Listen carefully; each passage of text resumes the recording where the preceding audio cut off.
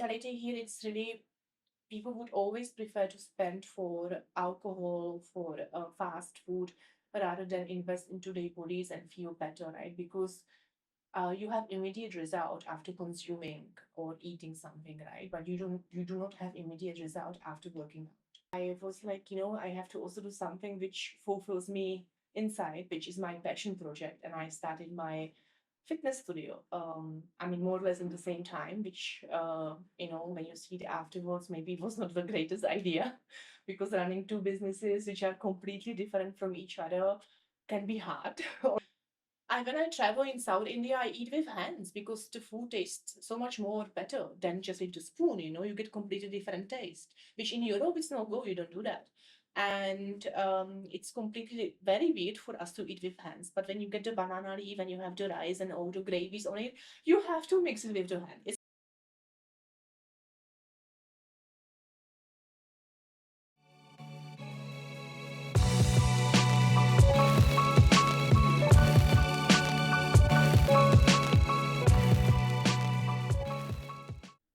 Hi, welcome to Rooted and Routed. I'm Sabiya Pathan Withoeck, your host for this podcast. Today we have Simona Jadranova. She's an entrepreneur living in Pune, India since 12 years. What is her business about? I would like her to introduce herself and talk more about her business journey. That is. Hi, Simona, welcome. Thank you, Sabia, for the nice introduction. Yes, I came to Pune 12 years ago, and um, a lot of has happened since then. I was planning to stay only for a few months to experience the culture and just get, the feeling. And from 6 months became 12 years. I was not always entrepreneur, but I always felt and sensed I have to do something, and try. And I never really had the courage to start. Till 2 years ago when I decided, okay, let's not be employed anymore and let's try how it feels when you do something, what is yours.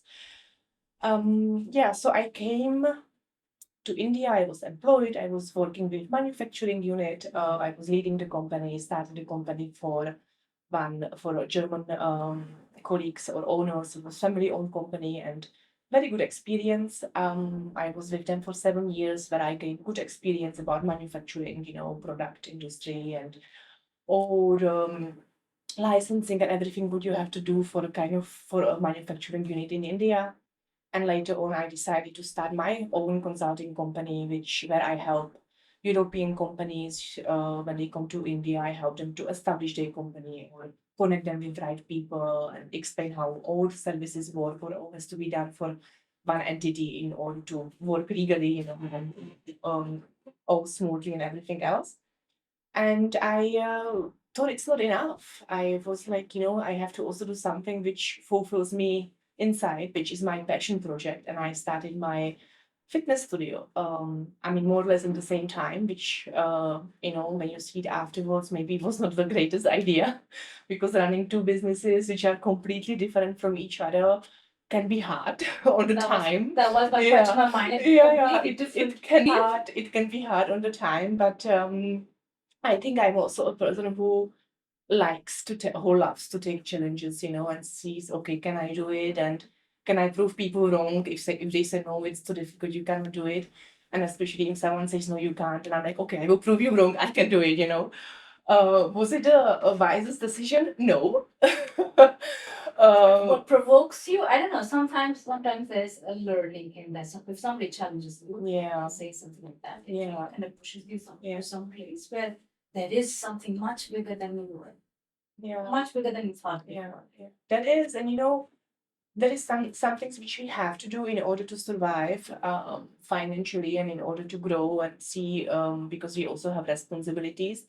But I feel that, following your passion, it's the greatest what you can do. But it unfortunately does not always pay for everything you have to, for your needs or demands what you have in life. So um, it is hard, but I am happy to be able to have my passion and try to innovate to help people, because in the fitness studio, it's not only about come and work out and lose weight. It's about empowerment as well, empower the person who comes and try to change their mindset, try to make them happier, right? Before they so try to change their mood and everything, because mental health is such an important topic everywhere, and fitness or any kind of physical activity is very much related or connected to your mental health as well, right? So that's the reason why I was like, there has to be something also how to try to help people to feel better, because especially when you are entrepreneur or employed, when you are having hard positions, you need to also find a way how to unwind. And there are different ways what you can do. You can do sports, you can do fitness, you can choose to drink alcohol, or Which is any what other most, drugs. which is what mostly people drink. Socializing, Socializing, drinking. Yeah. So, and for me, it's I've been there. I have done that. I also was a person who would have glass of wine, to just come after work and unwind and relax. And then I found out, okay, it's actually better if I start moving, and like do some sport activity or fitness in order to make myself feel better and calm and everything else. So, yeah, that's pretty much to it why I have started what I have started, and yeah. So That's an interesting journey, Paul. That's an interesting one. And why did you choose India to start the entrepreneur? India. Okay, I was in Germany, and when I was at the university, I used to work at an international center and, leading programs for international students. And every semester, we got a lot of Indian students for MBA programs. And we used to have this kind of country evenings where the students would come and show the culture, make the food, So Indians would show pictures and talk about India and make some Indian food. South Africans would talk about their country and everything else. So um, you got always sense and feeling about the certain place, culture, and I would say that somehow whenever we had this kind of cultural events, I got very attached to India. Like that's something so diverse and different to Europe or to any other place I have been to. So I was like, I have to go there and I have to see how it is. And my first trip to India was when I still was student. I landed in Delhi, and I hated it. And I was like, I'm going back. I was trying to reschedule my flight to go back, and then I changed my mind. My friend said, no, there is a train, go to Rajasthan. And I went to Rajasthan. I've done most of my trips in India by trains. And I loved Rajasthan. I fallen in love with Jodhpur and Jaipur, and I've been to Bundi, then Agra. Nice. Yeah. So I was like, okay, then I kind of liked it. I liked the experience which I had. Everywhere else than Delhi. And back then it was like 15 years ago. Back then, Delhi or India was so different to nowadays, right? So, and then I was like, let's give me a try. Let's try to apply for some internships, jobs, or whatever to see whether I can go to India, which wasn't happening. It was very hard. That time I was already working in Munich, and I was trying to get something in India or in China. I wanted Asia. For me, it was important. Okay, I want to experience the Asian culture. And it wasn't happening. And then one day, my colleague came and she's like, Simona, there is a unpaid. Yeah. And I got that time back. I got very nice offer in Frankfurt, very good, very well paid manager position. And I'm like, should I go to Pune where it's unpaid internship, or should I go to Frankfurt where I get very nice job? And I have decided for Pune. Because I was like, you know what? If I go to Frankfurt, I will settle down. I won't ever travel. I will just because that was a job I wanted. I'm like, okay, I will not go anytime soon. So I have to take the chance and go to India for 6 months. What is 6 months? Not very much. I can again apply again and get the job later. And I had a lot of savings from my current job, so for me it wasn't a big deal to be unpaid. And then I landed here and I hated the job. It was business development, it was cold calling to Germany, and trying to sell IT services. Absolutely no go for me. So after 2 months, I started to look for options, right? I would visit companies and tell them, I'm here. This is my CV. I studied in Germany, I speak German. And one day I went to the Indo-German Chamber of Commerce to just ask for a list of companies. I'm like, please, can you give me a list of German companies? I would like to send them my CV and ask for interview since I'm here in Pune, so I don't have to fly or travel or anything. And that time there was a one female, and she's like, "No, I will not give you the list. I am leaving the chamber. Maybe you can apply here and have an interview, and take my position." So I went for the interview and I got a position. So I was then for 2 years with the Indo-German Chamber of Commerce. Yeah. Universe was working for you at that Somehow, yeah. So then I never came back to Germany, right? And after 2 years at the chamber, I got approached by one German company. They asked me, "Would you like to, help us to establish the manufacturing unit in Pune?" And that time I also got an offer in New Zealand. And I'm like, oh, going to New Zealand. I've been there, I traveled there, and wow, there are not like there are very less people. And I'm like, this opportunity, like starting a company from scratch is amazing, right? Especially in India. So I said yes again to India. Yeah, so You must be really in love with India. yes and no, but like sometimes in career wise, like the opportunity which I got in New Zealand was again with the Chamber of Commerce. So it wouldn't be as challenging as starting something completely from scratch, right? In a country which is not yours, in a place which is not also very um, welcome for women or female entrepreneurs or female management position person, being employed in that position. So for me, it was like, working against the odds. Like when someone tells you you cannot be hired as a woman in management position because you are simply woman and you want to work in India, right? So I think that was the challenge which I wanted to see, like let me see what I can do, if it's possible or not. Let me see how people can respect me, if my employees can respect me, right? And I think that was the deciding point why I have chosen India. I think if I would have got the same opportunity somewhere else, maybe I would say yes as well. But comparable, of being just employed and sitting in an office and doing something what they give you, it's very much different to something when they tell you, hey, this is the company and you have to start everything. It's a learning process, right? So obviously, much bigger opportunity and challenges are there, which you would not learn just by simply sitting in office. Yeah. A challenge which normally if people look at it, okay, that's the challenge, I'll pass. Settle down with a nice view of New Zealand, Yeah. structured, organized life, and you really took the challenge. So bravo for that. Yeah, I mean that's incredible. See, I don't see it this way. Because for me, it's like, okay, I think everyone would do that. Why would you choose something which is like so structured and so easy, and you don't have to put any effort? That's the That's a challenge, right? different mindset for Yeah, me, right? yeah. There I are think it would make me very, very bored. I would be like, okay, now I come home. What do I do? Yeah, sometimes structure indeed becomes more boring, right? yeah, yeah. Sometimes a chaos, a little bit of chaos is okay. And sometimes I miss the structure actually here. Yeah. Same with us, right? Yeah, So from time to time, traveling really helps like that. yeah. That's what at least for my husband. As I said, like 3 months and we step out, you go out, Yeah. travel and you come back. Yeah. Structured, okay, not structured. Then you have a balance. Yeah. That brings me to the next question. The experience that you had in registering your business here in India. Can you share a story around that? See, for me, it was easier to understand how things are being done because I was already working with the German company where I anyway already have done everything, right? So I had the insights. So when I was starting my company, I knew who to approach. I knew what is possible to do, on my own. So it wasn't as difficult as if you would completely start here without having the knowledge or the experience. So because I did have the insight, it wasn't as difficult.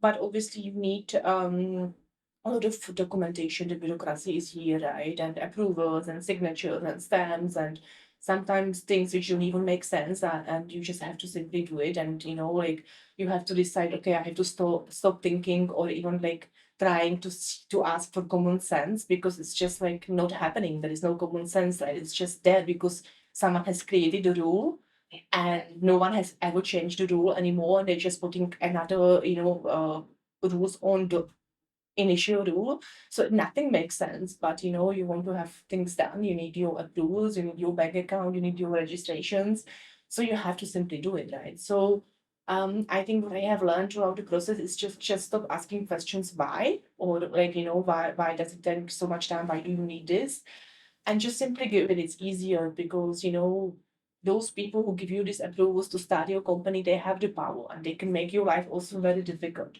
So I think what I have learned is just sometimes, okay, let's do it, let's have it done. If they ask for something and it's it's not logical for me, it doesn't mean it's not logical for them. So simply do it and get it done because you see the bigger picture. That's what you have to see. You literally have to decide to see the bigger picture, what happens once you do it, because common sense is not there. Logical sense is not there. So it's tough. It's sometimes really like you go in circles, you forget things and then you have to do other stuff and they ask you for something which doesn't make sense. Yeah. I think what India has taught me throughout the years is patience because I was very impatient when I compared myself when I came to India. I wanted everything fast. I didn't understand why it takes so much time. Why they even say 10 minutes and it's never 10 minutes. Why no one appreciates time and respects time. Why just people lie all the time and have stupid excuses for which for me my maid is unwell or my maid didn't come. I have to wait and this happened. I never understood. But yeah, so patience. I think what you have to really have in India is patience and just wait and give it a time, to the person to decide or get back to you or because make people work is really a task. Yeah. That was when you applied for the business. What were you? I mean, on the visa. Which visa were you on? So there are different options what you can do, right? You can apply for business visa or you can employ yourself on employment visa. It really depends. So my visa with that company has ended, so I had to leave India, fly back to Germany, right? Apply there for new visa and came back. So that's usually what you have to do whenever you start your company. Business visa would be, I think, the easiest. You get also 5 years business visa, then have your company. Yeah. That's perfect. That Yeah. worked for you and Yeah. glad that you did that. Yeah, I mean, see, again, the immigration or visa for India are a little bit complicated when you open the page and try to understand and read. But I kind of always was into immigration and helping, back then at the chamber and students and other people. So I kind of understood. Sometimes, the requirements are so scary and difficult when you read it, but once you understand what actually they want, then it's simple. So, yeah, then With this, how do you kind of so if you have a client and you're looking Yeah. who wants to Yeah. enter the Indian market, yeah. how do you make them understand this culture? Oh, they always freak out. Because Everyone you freaks have out. seen Yeah. how much Yeah. patience you Yeah. Yeah. need, Yeah. and that has come over Yeah. time. How do you tell that to an absolutely new client who wants to come to India? Yeah, I give them practical examples, right? Like when they starting their unit and they will have a day badge, they have their plan. That I always tell them, please, acknowledge 2-3 months more because this might happen. There are holidays, people travel, then also people fall sick. Then sometimes just things just don't happen as we plan. So the best thing what I usually tell the clients is, understand that India works differently, understand that you cannot enforce German culture on India because India is just completely different mindset and mentality. So that has to be the first step. You cannot just come here and try to, do what you do in Germany. It just doesn't work. It's different. You have to understand that it's just completely different and understand and just believe in the process. Especially when you hire someone, you also need to trust your consultant. So that's why I usually prefer have the conversation with whoever you are hiring to help you. Have the gut feeling, the sense that they understand your language, right? Because you need to understand and be transparent. From the beginning, you need to be transparent about time and the process because things happen and you never, sometimes there are things which happen which we cannot influence, even as consultants and we try to help the company. So I think the best thing would be to just say the truth, hey, this happened, we will solve it, don't worry, but it will get delayed maybe about 1 to 2 weeks or maybe a month, whatever it is, just be honest. That always works for me because from my experience, I work with people and then you try to follow up and then you get no answer, no email. They don't answer your emails, your messages, your calls because they don't have any update or they already knew what has happened and they don't know how to tell you. And then you start to doubt the entire process and you are taking out, right? So that's what I do to my clients. Whenever something like that happens, I inform them. I will not tell them completely everything because they cannot deal with the situation, but I tell them the most important what they have to know and what they can understand, right? So I filter the information. What I filter out. I filter out and tell them what they understand, what they can relate to, and I tell them, hey, this happened. I'm on it. I will solve it. Don't worry. There is nothing to worry about, but it will take maybe more time. So they know something is happening. She's on it. There is like no like gap of information. Because the worst thing what happens is the gap of information. If you don't have the information on time, everyone start asking questions. Is something wrong? Did something happen? Do I have to be worried? So you don't want to get these doubts over, kind of feeling, okay, something is wrong to your client or to make the client comfortable. And that can only happen if you just, open the cards and say, hey, this happened. It happens, it's India. I mean, what I have also learned apart of patience is like expect unexpected. Even if you know the process and you know how it works, there is always something which happens unexpectedly. And then you just have to learn how to deal with it, because if you freak out also, like, then you cannot control certain things. You just have to say, okay, inhale, exhale, cool down. That will be always solution, because as much as India is difficult, that is always solution. Which maybe it's not being seen initially, and it's like very tough, but then once you see the situation differently, there is always solution. There is always, to each problem there is always solution. Which might not be the case in Europe, but it's in India. Yeah. Yeah. For us, we have difficult. Like I'm sure It's tough. It's tough. must have gone through the same thing, right? In account with bank or registering your business. Yeah. It's the same thing. Yeah. A number of documents. They say The same give it document and back now to it is we need this more document, but that is not permitted. So why you need and I would the question of why. You would not Yeah. I would do it. No, I would do it as well, but then I'm like, then I like remind myself, okay, I'm living here, so I should not ask actually, because otherwise, like it takes a lot of energy from you as well. Like I think of at times as well, like when you have to do something and we know the process, and then I'm like, come on, like like why is it so difficult to open a corporate account? Why is it so difficult to open an account? Like the bank needs also business, so why they make it so difficult? Exactly, same. But anyhow, you have the visa, you have the permissions. So why is it so difficult? And it's every single time they send you list of requirements, you submit the documents, and then they always tell you something is missing, or something has to be notarized, or something has to be stamped differently, or the signature is not in this corner. It's lower than it's supposed to be. Or not matching. And then I'm like, really, like I was just there. You said everything was correct. So why is this happening? So yeah, I mean, this is an adventure, right? And this is like teaching you, hey, calm down, because if you just like raise your voice and you get angry, the person will be like, okay, I will not help you. I don't care. So you have to find also way how to talk to the officer, right, to the bank person there, because they can just quickly close the file, say, okay, come tomorrow. We don't care. So you don't want that as well. So that's why you have to always like, okay, I have to control myself. I just freak out once I leave the bank, but not now. Yeah. That's really a different level of integration, I would say, Yeah. from your side, Yeah. because it takes quite some time to really come to a point and really understand these cultural things. Oh, it does. And I lose it every single time with my friends. But when I'm somewhere where it counts, then I'm like, okay, I'm good now. Yeah. With these complexities that we have in India, what does India have to offer to European companies that you see?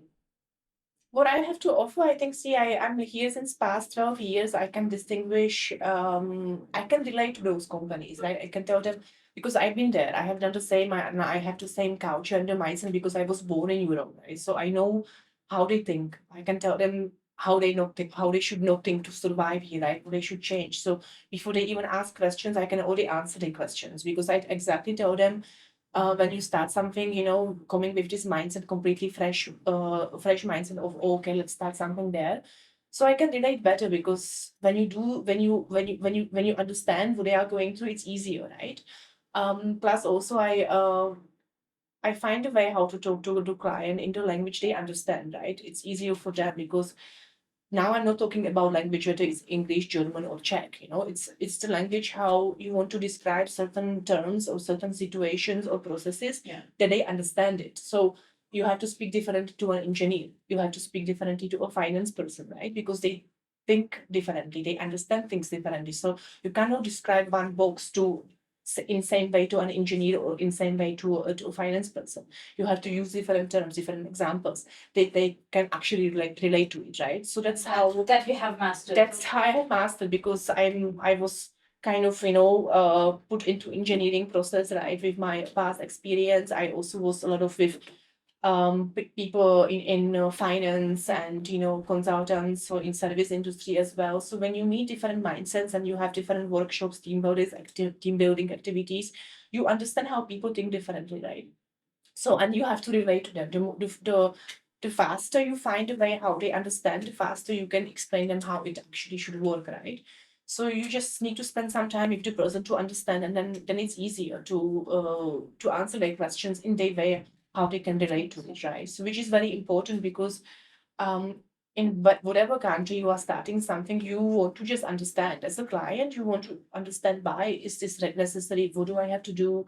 So sometimes by sending proposals, it doesn't have to look fancy. You just have to really send bullet points. This is step number one. This has to be done. After step number one, this is being done. And that's how I talk to my clients, right? I don't spend time on nice PowerPoint presentations, putting pictures and all, because that's not the point. The point is they need to understand what to do, what are the steps, how they have to prepare themselves. Okay, how much time do I need to get this license?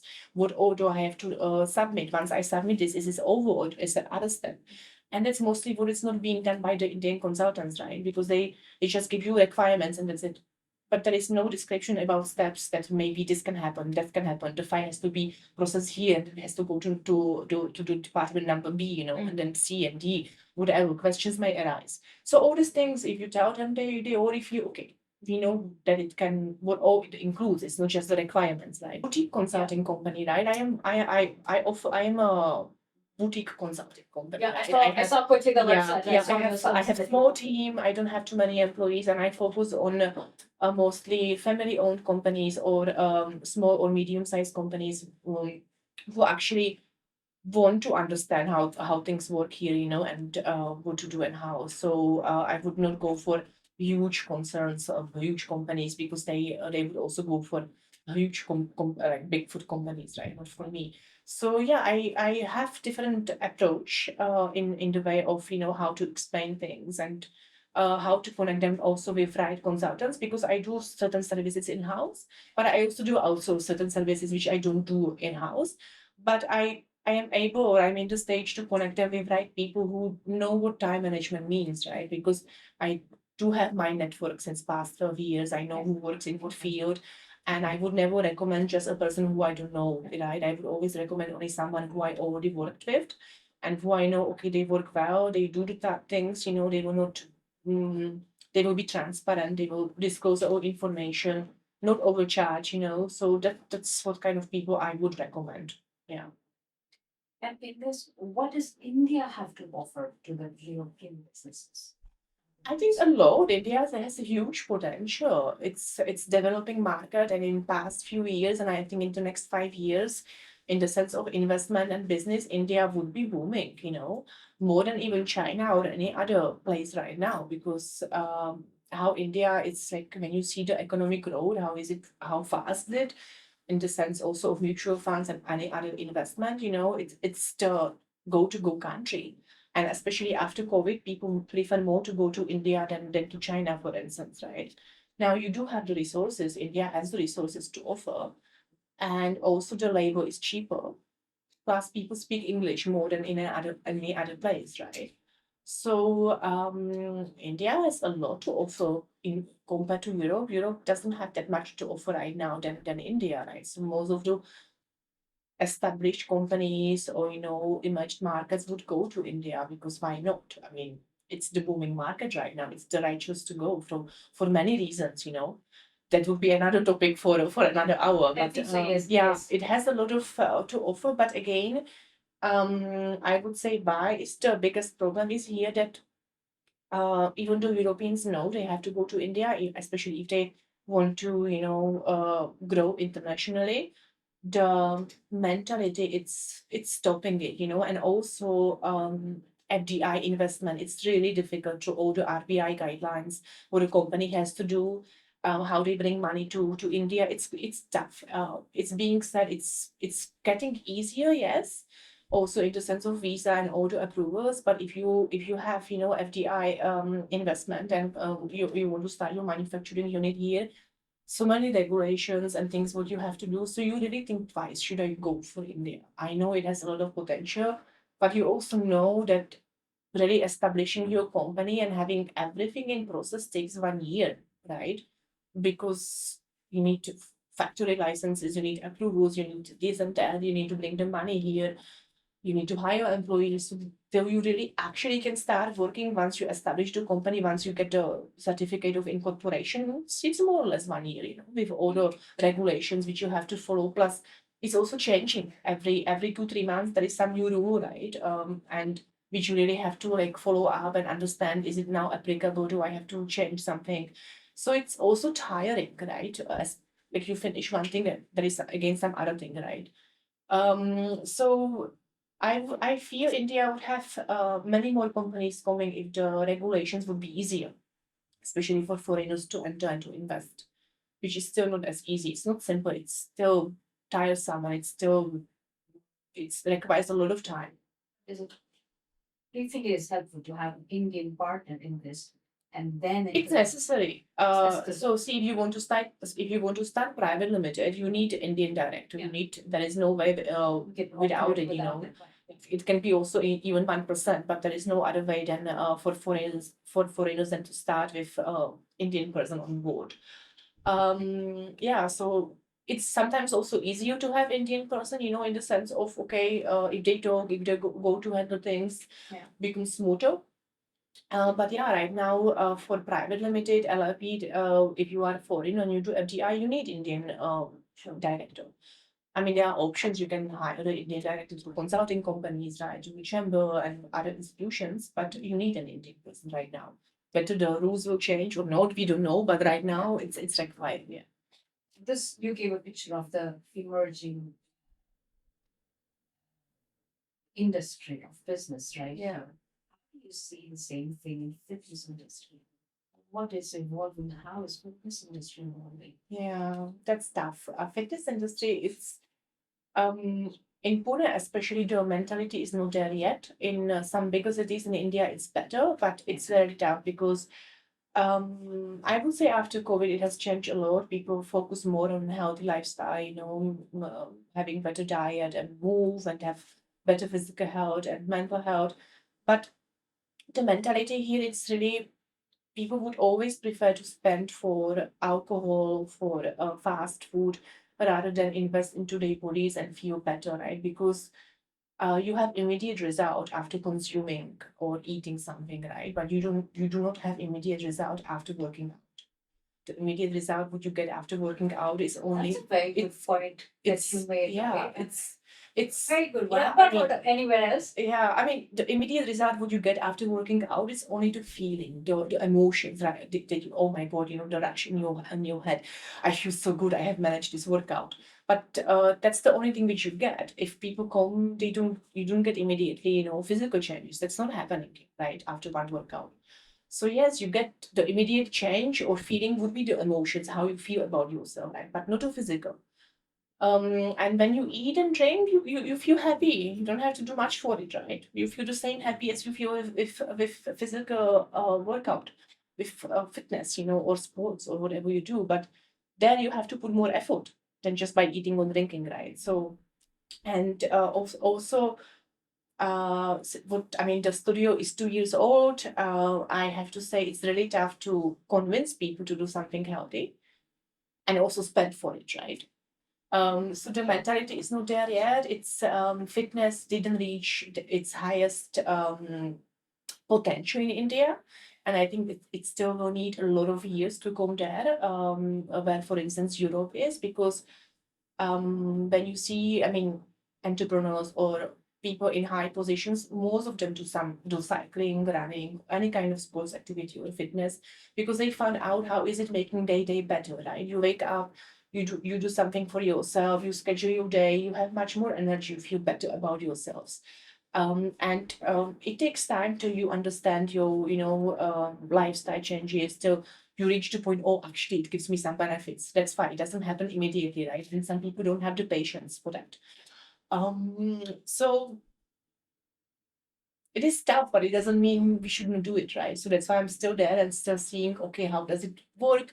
Listening to people, and then on the other side, you also receive amazing feedback from people who call and say, I feel so good, I feel so empowered, I changed my mindset, everything has changed. Or a husband calls and he says, what did you do to my wife? She's so confident.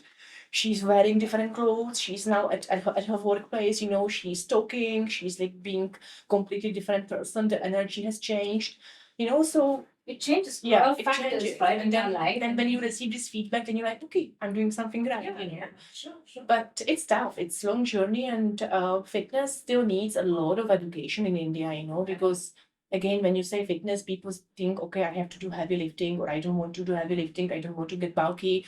So it's complete. There is a lot of misconception about what you should do, how you should do.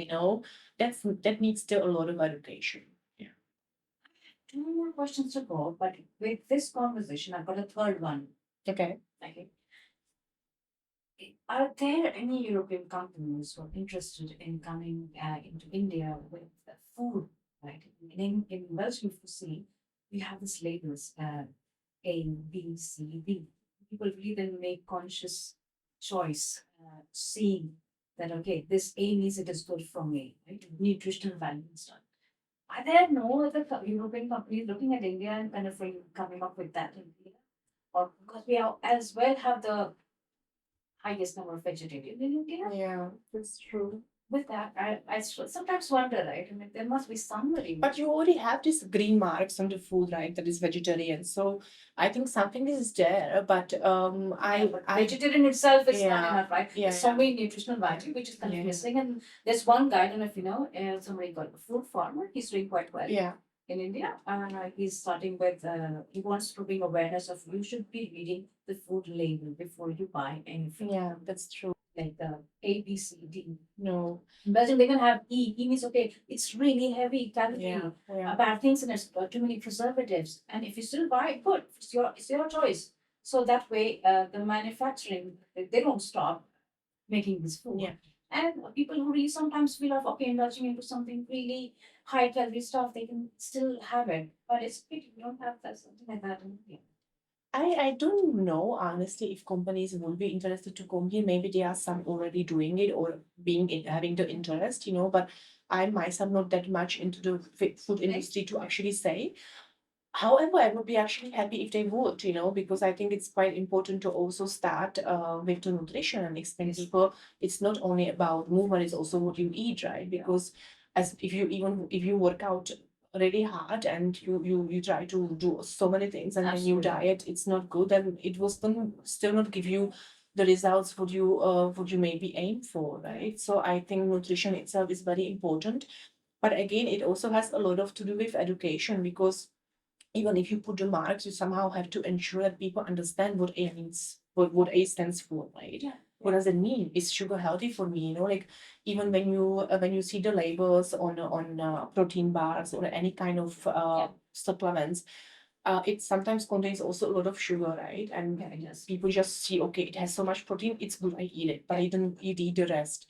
So sugar, I mean, it's poison for your body, right? Natural sugar, yes, eat it, but any artificial sugar, it's not good, and yet you find sugar in almost everything, so that's the scary point, that basically it's normal to just eat so much sugar and then they wonder why they are having maybe medical issues and etc. So I think definitely there is a market for it. The question is how do you market it, and the question is how do you educate people, like how to buy things. So there is also a lot of potential for it, I think, which actually has to be started, and it will not be successful from today one, but At least it has to there is a start. potential. Yeah, There. the potential is here. That's definitely because the population of people now, people still. I mean, there are a lot of people also who I know and in my circle who really put attention on healthy nutrition.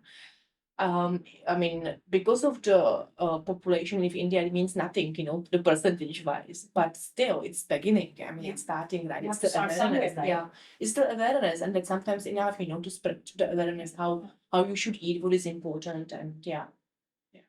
My next question. How do you in this the two roles that you're handling? How, what are your strategies to uh, unwind the days when it's super heavy as a consultant? Meetings after meeting, like today as well. I'm sure you have meeting Yeah. after this, Yeah. and the evening probably will have some class of Yeah. you. Yeah. Right, true. That's right? Yeah. Yeah. Yeah. How do you at the end balance these two? Because you really have different hats Yeah. as a business consultant, as a founder of the fitness studio, making sure you're also building the community here, Yeah. bridging the gap here in the businesses. It must be heavy for you. How do Yeah. you? How do I unwind? I do unwind through my workouts. That's my me time. So when I have my personal workout, when I do something, that's for me. So I try to switch off and not to attend any calls, put my phone aside. That's my 1 hour or 2 hours of me time. And it really, if I don't manage to work out, which initially when I started, I was not able to, it really has affected my, mental health. I was very unsettled. But if I manage to do something for myself, that would be the biggest, like for me, it's not a physical anymore. For me, it's more mental because I feel differently, I think clearly. Suddenly when I work out and after I finish, I see like, oh, okay, there is this opportunity, I could do this. I have more energy. So if I don't, I feel very tired and very like, the mind is clouded and I'm Then when yeah, you get into that yeah, spiral, yeah, everything's yeah. So mental clarity, leadership. yes, so that's would be the one thing how I unwind, and maybe also friends would be the other option. So I like to meet friends and just talk to them, like think about different things what are happening in life. And I'm biker, so I like my bike trips, So unfortunately, past few weeks I didn't have time, but Sunday is my rest day, and I will take the bike in the morning and go for a trip and then just come back. That's my meditation, right? Because I ride the bike, I switch off, I see the nature, and then I come back and okay, my day starts. So That in a group or just yourself alone? sometimes by myself, sometimes in group. I'm very bad in planning. In the sense that you plan from the entire since the entire week. Okay, we go on Sunday, and being entrepreneur, whenever I plan something, always something happens, and then I cannot go, and I have to cancel. So I'm like, you know what? I do not plan. I decide on Sunday morning. Whoever is in goes. Whoever is not in doesn't go. If no one is in, I go by myself because then at least you don't affect the plan of the other people, because I don't know, whenever I plan, it's just kind of, every single time, oh, I forgot this workshop is happening, or this person calls and says, oh, please, can you help me this? And then you're like, okay, it's important for the work, and so I should do it. So no planning. That's quite a good way of adapting Yeah. local culture because we as well quite like that. Yeah. On the spot making plans, Yeah. not much of appointments. Yeah, I have Some things you need to have appointments. Yeah. Like today, it Yeah. was. Yeah. That's a different story. Yeah. Last question. How are there any advices for the expats who are also looking into entering Indian market as a business as an entrepreneur? Any advice for fellow expats? I think it would be necessary to know the market, to know India, to know what they are, putting themselves up to, because it's not the same to be here for 6 months or to be here for a year, and travel. And it's very different to actually live here, and it's very different to actually meet the people, make the appointments, see how everything works around.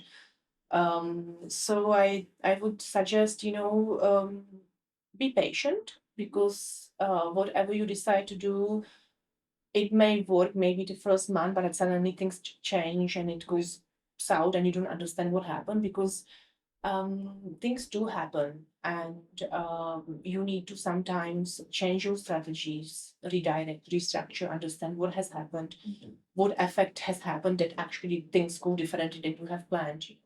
So you have to be flexible in your mindset. You cannot just stick to this thing, okay, I want this. You need to have a goal and you need to be flexible how to achieve the goal. Because if you have only one way, it will not happen or it may not happen. And then you will be just, upset, disappointed. Why is it not happening? So flexible, being flexible, being patient, and being open-minded. Also listen to people, like and understand what is actually happening around, what can affect your business, which the effects or the conditions what we have here in India are so much more different to Europe, right? So also the local rules, the local people affecting The culture. or the culture, So be careful about that because, for instance, when you go for meetings, what to do, what not to do, how to greet people, right? Which is also different in Europe. So understand a little bit more about it that you don't have, kind of cultural faux pas, that you do something wrong and offend unnecessarily someone by just greeting in the wrong way, or sitting in the wrong way or wearing something what is not appropriate for that meeting, or always Google your person who you are meeting, right, to understand what to do in the right position. Hindi is then important, the local language to learn is important. See, That is not more important. What is important to integrate culturally? I would say integrate culture is more important than Hindi itself, the language, because if you live in Maharashtra, also Marathi would be more important than Hindi. Right. I would wish to speak Hindi. I do not. I do understand it more or less, simple conversation. I would not understand business conversation, but simple conversation daily I would. I do not really speak that well, and I'm regretting that. But somehow I didn't have the motivation to learn because there was always people around me who could help, So, and they speak English, right? So yeah, they speak the motivation English, goes but down there. I say if you speak the language, things become easier, especially with the workers you call home, electrician, plumber, and Yeah. people like that. It becomes easier to explain what you really want. It also makes people happier when you speak their language, like to simple driver, simple rickshaw guy, when you take him and you speak few Hindi words, they are so happy about it. Why not to give them the happiness? I mean, that's life about, right? So to make someone's day, it's very nice to speak the language. But I do know, and I would say it's also how you really connect with the people, which not always language is the connection you need. The integration and understanding the culture is sometimes more important than the language. But is it beneficial to speak the local language? Yes, definitely, 100%. Is it necessary? In my case, not really. But maybe, different people cope differently. For me, the language is not a huge barrier or issue for me that I would not be able to get things done or handle stuff, because there is always solution. But maybe some people would find it more beneficial and easier. So, but I would not say it's a must that you have to do it, otherwise you cannot work here, because again, people do speak English more than in any other place, right? Yeah. I mean, but integration or understanding the local rules and the culture is very important. That cannot be avoided because I always say if you decide to live in country, whatever country it is, you really have to adapt. You have to adjust.